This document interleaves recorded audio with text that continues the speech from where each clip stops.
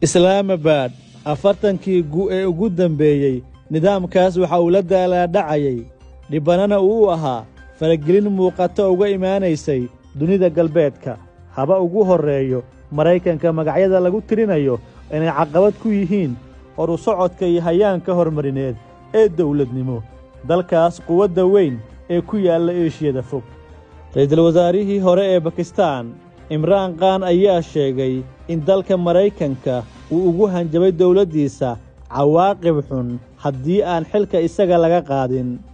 Ra'iisul wasaare Khan ayaa la xusuustaa in lagu riday codka kalsoonida bishii Abriil ee sanadkan 2022.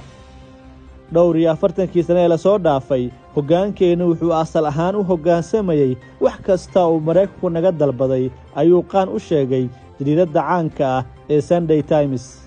Ra'iisul wasaarihii hore ayaa wuxuu Washington ku eedeeyay wax uu ku sheegay kibir boqortooyo iyo faragelinta arrimaha gudaha ee dalkiisa hooyo ee Pakistan.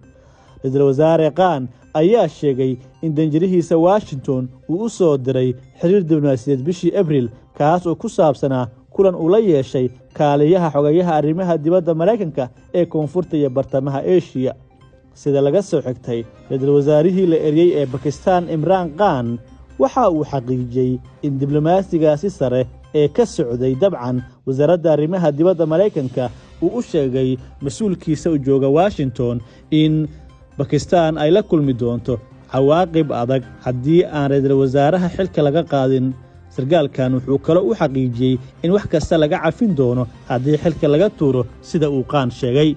ra'iisul wasaare Khan ayaa sheegay in dhaleecaynta uu u jeediyay dagaalka Afghanistan ay ka mid tahay waxyaabihii dhaliyay carada Washington.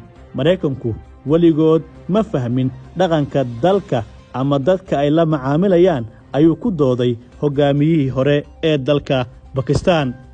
xidigii hore ee xulka kriketka Pakistan ra'iisul wasaare Imran Khan ayaa xukunka qabtay Agoosto 2018 markii xisbigiisa Pakistan uu ku guuleystay doorashada. 4 sano kadib baarlamaanka ayaa xilka ka qaaday iyadoo lagu eedeeyay maamul xumo dawladdiisii.